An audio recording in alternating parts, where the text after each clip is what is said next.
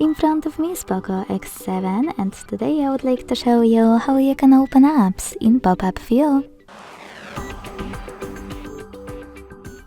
All you need to do is open an app and then go into tab menu to find floating window shortcut.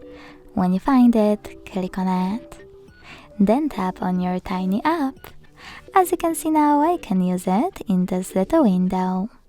To move your window around and access more of its settings, you can hold those three dots and drag it, or click on them and manage all of those options.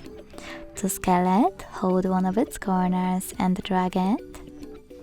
To use it in full screen view, hold the lower line and drag it all the way down until you see this white area.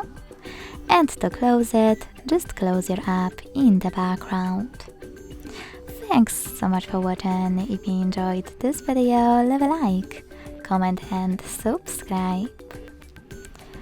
Bye!